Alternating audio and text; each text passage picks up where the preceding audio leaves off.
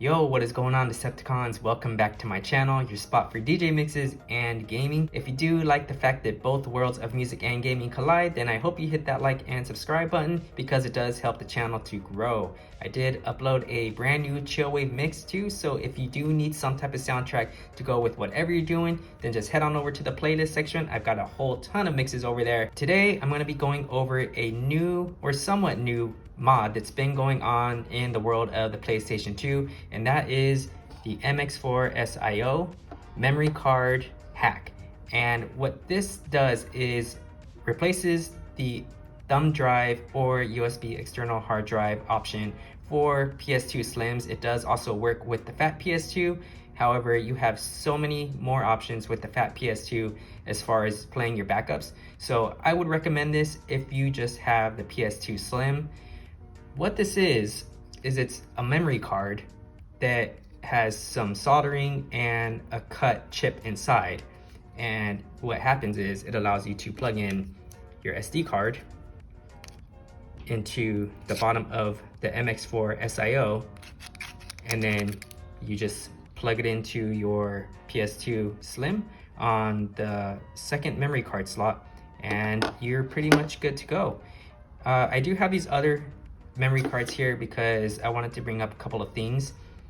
You are going to need a Magic Gate memory card, certified Sony, and free MCBoot. However, I wanted to talk about this real quick because I bought this on Amazon. The thing with these cheaper free MCBoot memory cards is that if it is not certified by Sony, the actual memory card itself, what I mean is that MX4SIO and OPL have problems communicating with this, and they just do not go together well. Be very careful when you buy these. If you're going to be using MX4SIO, if you're going to be doing a USB or external hard drive OPL settings, then this would work, but just wanted to bring that up. So what I ended up doing to get the MX4SIO to work is creating my own free MCBoot on this memory card, which allows this to play. Now, I did buy this off of an eBay seller, and these are a real hot commodity right now because this project has been going on for maybe a little less than a year as of the recording of this video, and they sell out very fast. And I got this for about $15 US, and literally I think the day after I purchased mine, the seller had sold out, and I'm not sure if he's restocked now. This was a couple weeks back, and I'll try to leave the seller's information down below if he does even have these available anymore, but you should be able to find something somewhere. Just look online for MX4SIO, and hopefully there are other sellers that are making these. You do need to cut the chip inside, and you have to have some soldering knowledge if you want to do it yourself. And I actually want to give a shout out to Project Phoenix Media. He's a YouTube channel, and I actually found out about this project from watching his videos, and he gives a full description on how to get one of these working on your own if you do have the soldering and cutting skills. So I'll leave a link to his video that I watched in the description below. But this isn't necessarily going to be a tutorial or anything. I just wanted to give you guys a quick rundown on how this actually performs on the PS2 Slim. So let's go ahead and head on over there. I want to show you exactly what these look like when they are plugged into the PS2 Slim. So your memory card slot 1, which is your memory card, which houses OPL and all of those other boot apps. And then, of course, MX4SIO and SD card in memory card slot 2. So that's what it's going to look like. And let's go ahead and power her on and can show you a little bit of how the whole setup works. Okay, now that we have the PS2 Slim powered on, we're going to go ahead and jump into OPL. You do need to have a couple configurations set up in order to get MX4SIO working and readable from free MCBoot, and you do also have to have specific versions of OPL to also get it to work properly. The version that I'm running on right now is 1.2.0 beta, 1830 DBE 83B over there at the top left. And there are other versions that don't start the MX4SIO card at all. And there are other versions that have even better features with this project. Because this is a new project, like I said, there are a lot of bugs that are still getting worked out, and the people that are modding this are trying to fix those bugs. So I think in due time, all of these things and issues will get worked out for the most part. So I'm just hoping that they all get taken care of sooner than later, because this is a really cool project and I'm glad to be a little early to it. However, because I'm early to it, I've got to wait for certain things to be fixed. One of them being is the themes settings. For some reason MX4SIO doesn't save certain aspects of your settings. So like if I try to save this theme right now, it won't. It's actually going to freeze. So I'm not going to save the fact that I just changed the theme to this custom transparency theme. But these are the games that I have in the memory card, or I should say in the SD card as of right now. And of course I got a whole bunch of DDR games because I love my DDR, even though I'm not the best at it. I'm totally into classic trance, and these have some really good songs on there. And one more issue I did want to point out is that the settings that I have right now, or I should say the setup that I personally have right now as far as MX4SIO and the OPL version that I'm running, is that I cannot save game data, unfortunately. So whenever I start these games, it's basically starting from scratch because it just doesn't recognize the memory card in slot 1, and that's that. I just can't save anything. So that is another big bug that I hope they can fix soon. But I do know there are earlier beta versions of OPL that do allow you to save, but I couldn't get those to work, unfortunately. But nevertheless, here we are. Let's go ahead and try SSX3.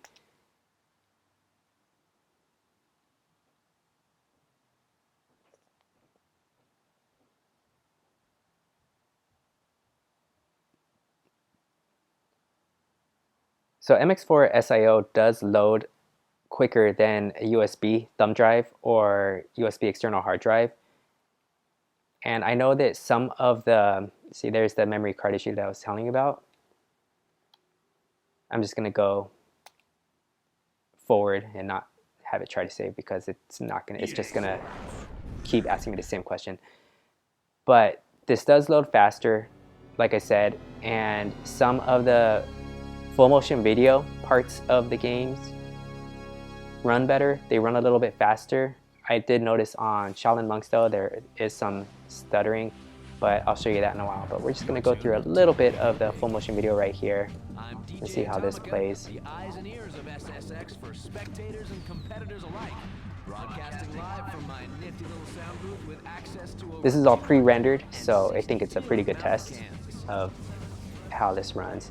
Load times are faster for sure, and I really like this method because it's a space saver for me, especially because I have a PS2 Slim. It just makes my whole gaming setup look so much more clean. I think this works out great for me. Okay, I think that's enough. Let's go ahead and jump into some gameplay.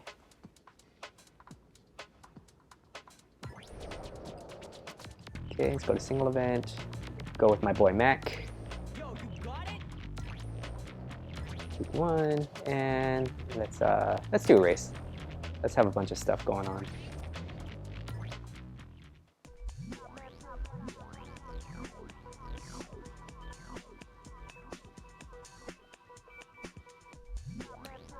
I think this is my favorite SSX game, I should say, because I have SSX Tricky as well, and I think this is a little more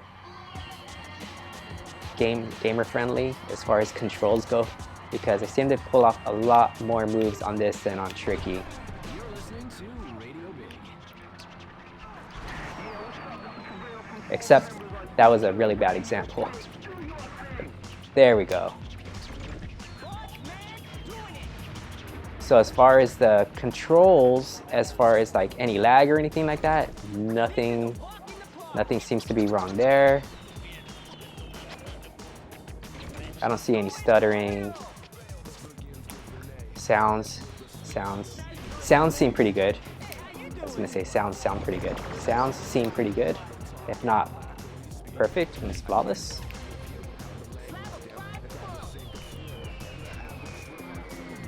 I'm so happy about this mod because it's something new, and I would have never thought that the PS2 modding community would come up with something like this in 2022. A whole entirely new way to play your backups. Oh crap. I need to get off this hill.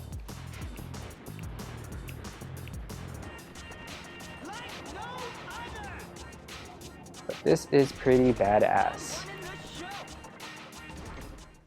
Alright, so let's go ahead and jump to Mortal Kombat Shaolin Monks and show you guys how this game runs on the MX4SIO.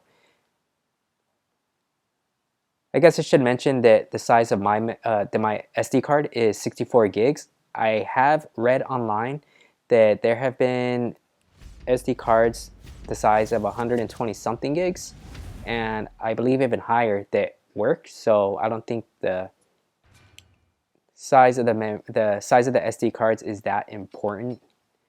Size doesn't matter this time around, I guess. You know what I mean? No memory card. Okay. Let's go ahead and continue.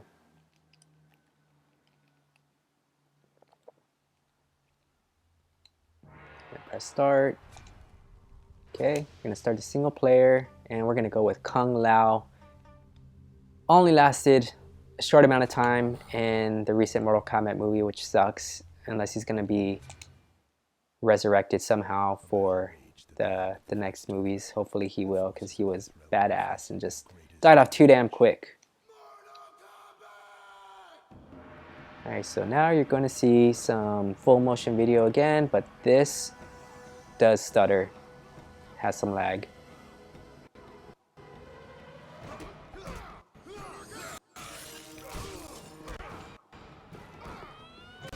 There's a video online that does compare games running off of the USB flash drive, off of a USB external drive, and MX4SIO.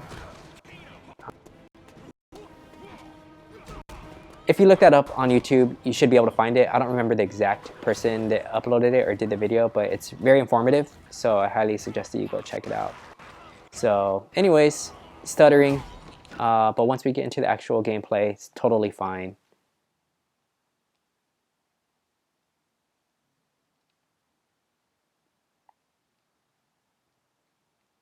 And I should have counted how long that loading is.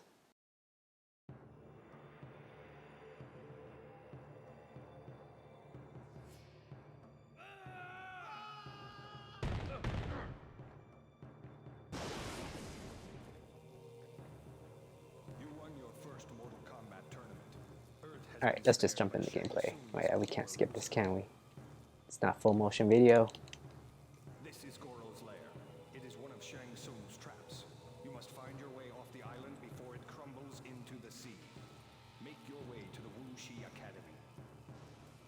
Academy. You also could help us out if you wanted to, Raiden, but you're just gonna bail out on us like that. I've left behind for information.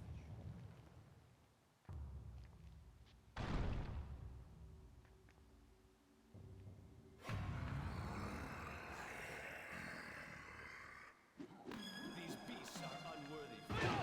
Learn to perform.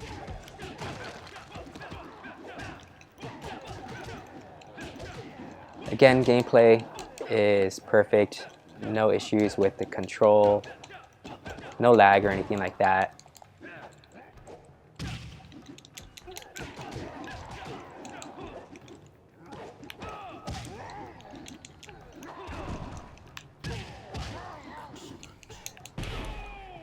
So far, so good with the MX4SIO. It's a dope mod that is still in the works, and like I said, it's still new in its infancy.